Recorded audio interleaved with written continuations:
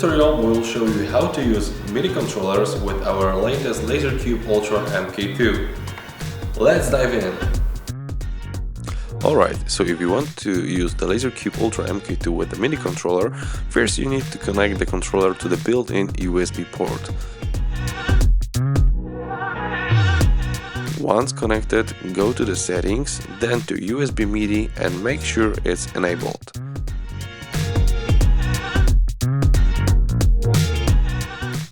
At this point, your LaserCube can receive MIDI signal from the controller.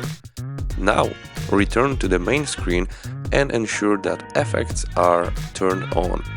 This will give you additional control and more fun during live operation. Once everything is set up, you can begin controlling the LaserCube using the MIDI controller. Let's take a closer look at all knobs, buttons and sliders available. We'll start with the top right section. Keep in mind that at the time of recording this video, not every button or knob has a defined function, but this may change with future firmware updates. The play button allows you to turn the laser projection on and off. Next, the metronome and tap tempo buttons. These are especially useful when using time-based effects. They allow you to synchronize the effect tempo with the music. More on that a bit later.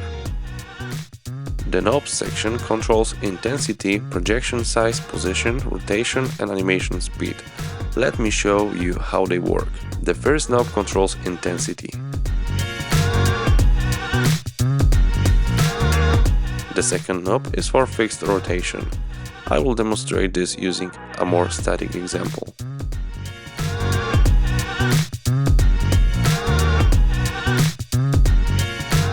The third knob adjusts the projection size. The fourth knob currently has no assign function, and the fifth knob, which is the first in the bottom row, controls X position, and the sixth is for Y axis. The seventh knob is currently non-functional, and the last one, the eighth, controls the animation speed.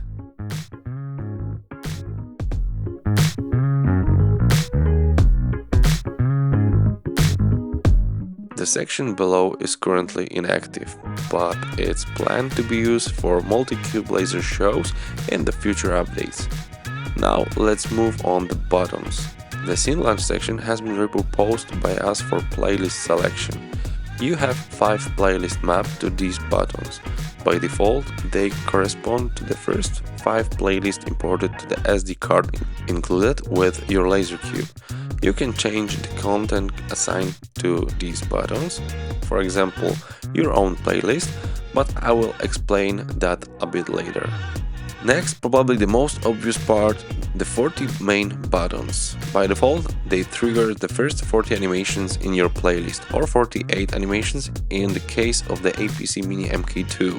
Currently, as a firmware 1.14, there is no way to switch pages, so if your playlist contains more than 40 or 48 animations, you will need to split it into multiple playlists. These buttons are ready to play content from your playlist. If you want each animation to have a specific color, it's important to assign those colors during the playlist creation process in LaserOS, where you can set a color for each APC button. Currently, it's not possible to change button colors directly from CubeOS. One of the new features of the Ultra MK2 and CubeOS is the built-in effects section. It's definitely worth keeping it enabled when using an external MIDI controller.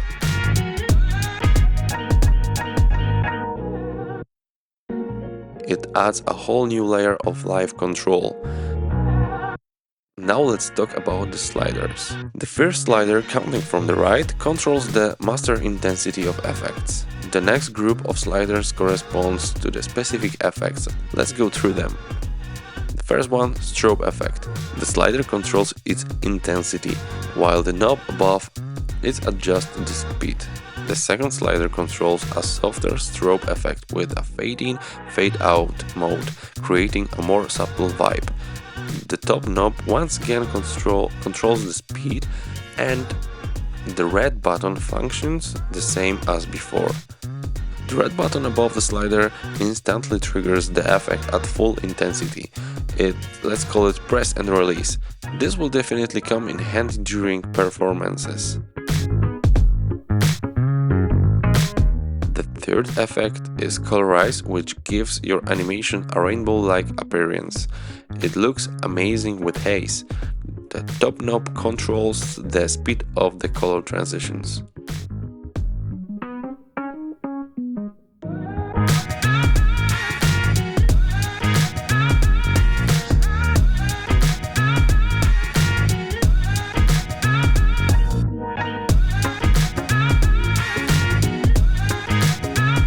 The next effect is color hue. It allows you to shift the color of your animations to anything you like. The red press and hold button lets you instantly trigger the selected color. Simply set the desired hue in the effect settings and it will be ready at your fingertips. Additionally, at this stage, there is a white plus toggle button. This determines whether the hue effect should override white parts of the animation. If white plus is off, the white elements remains unchanged.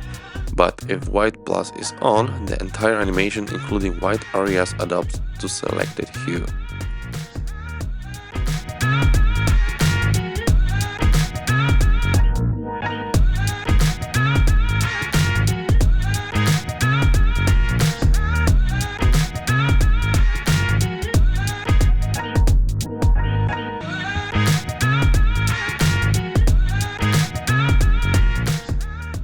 The fifth effect is called the zoom effect. Again, the top knob is used to adjust the speed of the effect.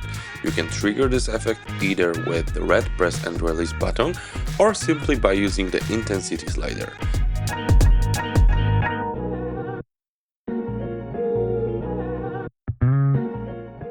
In this version of CubeOS, we also have the color cycle effect. In this case, the top knob sets the number of beats after which the color will change.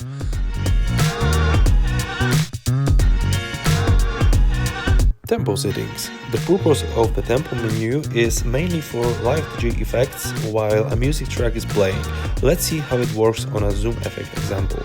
Continuously pressing the tap tempo button to the beat of any externally playing music track will allow the MK2 to calculate the actual BPM of the music.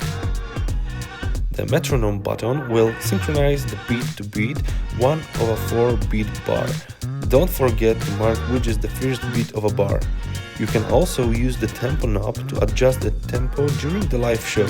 Let's check out how this works when playing with different effects.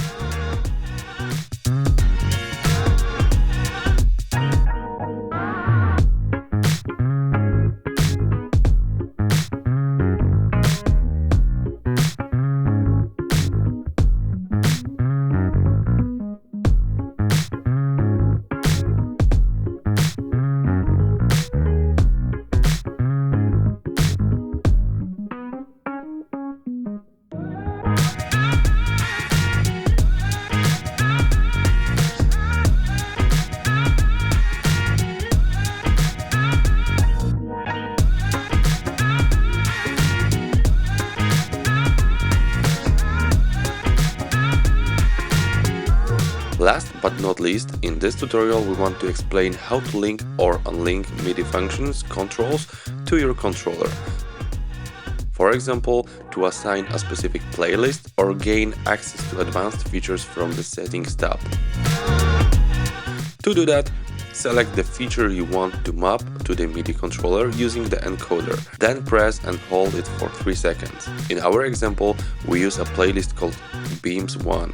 Press and hold the encoder to bring up the action menu. Here you can choose to unlink the MIDI node. As you can see, the assigned button on the controller is now turned off. It's no longer linked. Let's say we want to assign a different playlist to that same button. For example, a Christmas playlist. Hold the desired button and select Linked MIDI node. Then click again to choose the action and press the desired button on your MIDI controller. This can be a button from the scene launch column or any other unused one. Let's try this one now. Now you will see the channel and note number that were selected. Confirm your choice by clicking once more in the Cube OS menu. As you can see, it works as expected.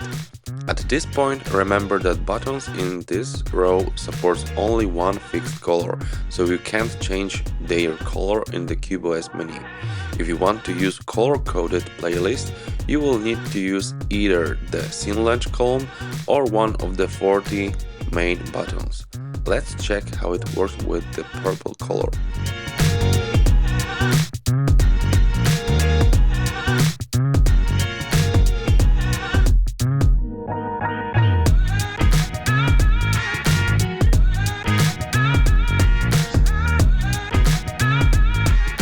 The MIDI link function works with almost every setting in Cube OS, or at least with most of them. Let's now try assign a different setting to unused knob. We'll test this with the Q delay function and assign it to a currently unused knob.